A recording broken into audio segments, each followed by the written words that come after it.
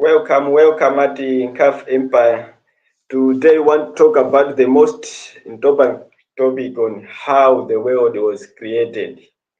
And on today's stream, is going to be different on how we view the universe, like the whole in totality. Today, we are going to view how the world and which we call the horus. Remember, there's a frequency domain where all that exists is only mathematical information, and there is another what we call the horos, where now we interact, where we live in, where we use our senses to communicate to each other, like on the ground. So how was the, like we can say, the geographical position was created? That is the important thing we want to look at today. And we, as a culture, I have put it here and I'm going to read for you. So first, we are going to look straight from the Bible, from what the Bible says, and we are going to look at the Genesis 1, verse 1 up to 2. So Genesis 1, verse 1 up to 2, it says, in the beginning, God created the heavens and the earth. See, like when he created the heavens and the earth. The earth was without form. So on this, you should pay much attention. The earth was without form. Like the horus in the beginning had no form. It means it had no content.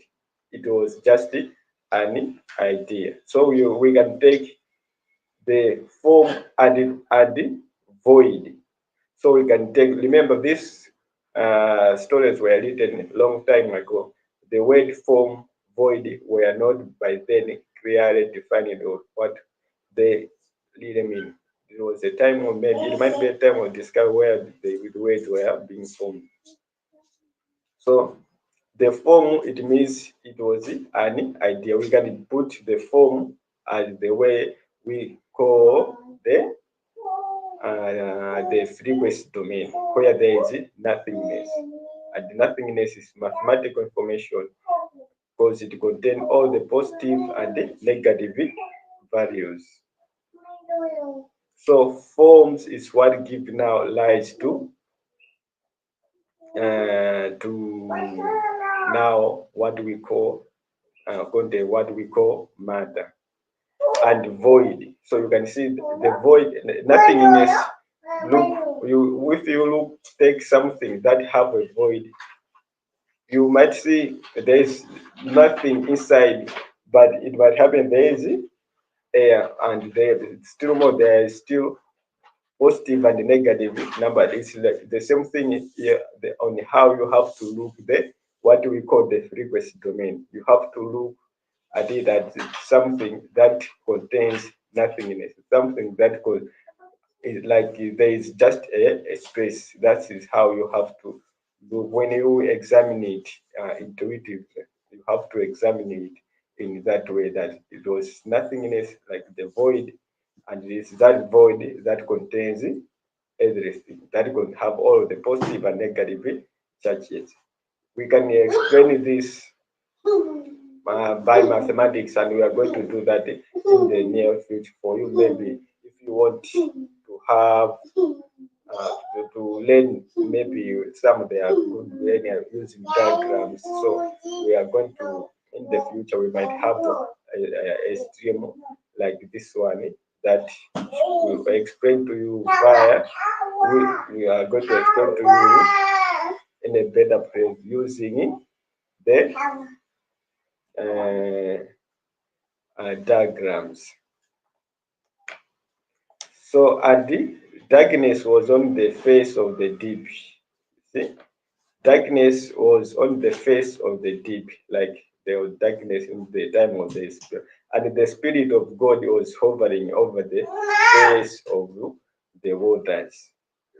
So all these now are just the metaphors, like the spirit. You can say the forms now they are hovering over the face of the waters, because it's the forms, it's the nothingness that give rise to everything that we see right here on the Horos. And we are also going to look at it from an article, which is the website name is amnh.organization.exhibition, and the title is Formation and Evolution of the Universe. That's the title of the journal. If you want to read, you can just type in Formation and Evolution of the Universe, then Google is going to pop it out for you to read. So it begins by saying, our Milky Way galaxy was once thought to comprise the entire known universe. But in reality, it wasn't in this way. That the first thing was the universe in it, or the whole universe in it. Because remember, we are the universe itself expressing itself in the Horos. Both our avatars combined with the Horos, we call that, and the galaxies, we call that, all of that as the universe. But what was there before the universe was nothingness, was God. And God was what gave rise to the whole universe in that exists today. Today, our universe encompasses many billions of galaxies, and its history can be recounted back to its earliest moment. See, today now it's like the way of advancement in technology. The astronomers have discovered that there are a lot of galaxies in the sky. What we used to know that have been explained and scientifically proven in our education system is the solar system that encompasses it's 9 to I think eight, if it's 8 or 9 planets that we have in our education system. But because the technology is improving, people are improving. Look at the way now, how many the companies that goes to that make rockets that goes up to space. They are almost 3. That means now they have discovered maybe a lot of things, some that we might even not know today. So you can see it's there. First it was nothingness, and the universe was created, and we are humans. We are now discovering back where we are coming from and why we are here, where we are here. It's not you to start looking in the sky. It's not about you to start believing in something and give it all your power. In the end, you'll be the one to suffer, because you are going to lose everything that you have and project it into something you have created, forgetting that everything, the kingdom you are looking for, is within you. And its history can be recounted back to its earliest moment. Our universe began with explosion of space itself, the Big Bang. Now here they were trying to explain the Big Bang, the Big Bang theory, and it was the Big Bang theory that made frequency domain nothingness to rupture into the Horos, into the content. It was the nothingness that gives rise now to matter. You can learn this if you study Fourier transformation of mathematics. Just to think of a void that had nothingness. But because it has all the positive and the negative values, then it means it is everything. And due to the way it was, then it was, and the way the Big Bang says, if it was a diagram, the mathematical information that were sinusoid waves, they were in transformation. That's how they started giving rise to holos. That is it. The world we are living in, the world of matter, the holos we are living in. And not now we can see we have transformed even the holos itself to make it a better place, like the physical structure. Nowadays we have managed to build something better by ourselves, for ourselves. That's why we say once you look at the other, just look at him or her as another divine being that you can learn from. Don't look at the other as someone you should be afraid of, or look at the other as a threat. If you do so, it means you have made a mistake because you are destroying the other that would have generated something beautiful more than what you think. So don't look at the other as a threat. Look at him as another person you can learn from. We are all equal, regardless of where you're coming from. All you need to do is to realize where you are from, why you are here, and where we are going. You can do this is through learning. It's the only way you can discover all this. First, learn of understand your avatar. Then once you understand your avatar, then I understand the mathematics now.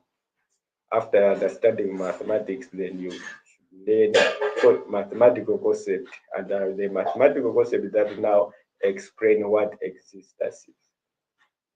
Once you know that, then you are going to find your own kingdom, your own divinity, and you'll be led now for creation.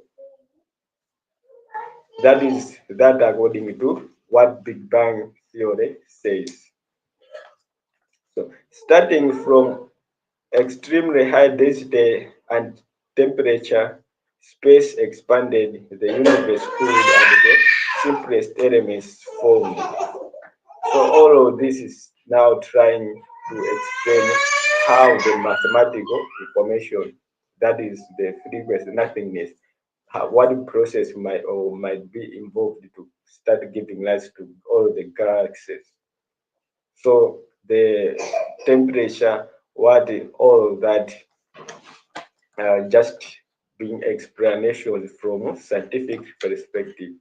For you to understand how really it happened, they will have to use mathematics. If you study forward transformation, then you are going to be easily understand how uh, sinusoid waves give rise to matter, give rise to complex structures, and end up producing matter. Gravity gradually draw matter together to form the first stars and the first galaxies. So what binds everything together right here on the horos is the gravity. That they are referring to the force of gravity that bind now the matter together. But it wasn't the gravity that give rise to matter. The gravity was part of it was a projection from nothingness. See, like the way we said in the beginning, God then pouring life, a spirit to the form, to the content that he has created. like the way he was made us.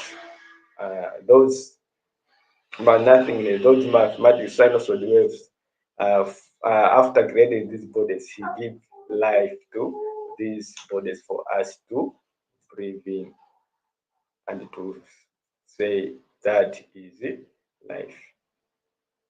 So that's how the once the horus was created, it was now the projection of gravity into the horus. And once the gravity had the once the horus, the contents that were made from sinusoid waves, well, they once they were banded together, that's how we are here now living in horus where we do have vibration, we do have all this mathematical information, we do have all the sound signals that help to hold us together, and that in a complexity is what we call life in the horus. All of that was for the balance for us to for locomotion and other important things for ecosystem to work and evolutions to happen continuously. And all you need is now for you to discover where you're coming from and to get into your eternity and be ready for creation for others to see. The only way you can do that is all about you go study. It's the only way. Once you go for studying, once you value education, then you are going to discover the kingdom you have been told to look in the sky. Like just think of the dream we had about the Brahima. Do you remember? It was the Brahima was there during the time of creation. So the gods of by then, the way Buddhists look at it, they were asking each other where the kingdom is. Where should we hide the kingdom? The Adam, they say we should hide in the sea. Adam, they say not in the mountain, the word. But Brahma, the God, the creator, the chief God of all of them, he looked at them. So he said, no, let's just hide it inside inside them, within them. So it's not about you to look in the sky or in the seas or everywhere. It's about you to look within and find the kingdom you have been misplaced with. Once you find it, then you are going to enjoy and thrive because you'll be happy that the thing you have been waiting for, the thing you have been looking for so long, you have found it by yourself. Gravity got matter together from the stars and first galaxies connected into groups, clusters and superclusters, and stars died in supernova explosions, whose chemicals luminate seeded new generations of stars and enabled the formation of low-chem planets. On at least one such planet, life evolved to consciousness, and it moves where did it comes from. So all this now is now misinterpretation on how the universe was created and what consciousness is. Because consciousness is a state of mind. So movement of the planets, creation of local planets has nothing to do with consciousness. Consciousness is generated mostly by human beings or God, those who have discovered their divine nature, like us as gods. See, we have discovered our divine nature, so we can be able to generate consciousness. While others also some human who are conscious, they know what they also generate consciousness. So consciousness is not what life is. Consciousness is a state of mind, and general consciousness is what we perceive. We can generate consciousness and create simulations all of that people might misplace with what consciousness is. They might think it's the simulation you have created, because all of the simulation first they start with being an idea in your mind, and it's the mind that generated the idea, and the idea is what now gives rise to what you want to create in the horus, for you to have fun as you are interacting and learning right here in the horus. Yeah, that is what I wanted to explain to you guys, and explain on how the horus was made, and we call the horus or the world how it was, the geographic world we are living in, how was created. That is that. If you have any question, put it in the comment section. Then I'm going to come back to you, or in another stream you should ask. Then I'm going to answer you. We are here to help each other discover each other's divinity. Once we do that, then we are good for go for everyone to live and enjoy his life. That is that for today. See you in another stream. Bye.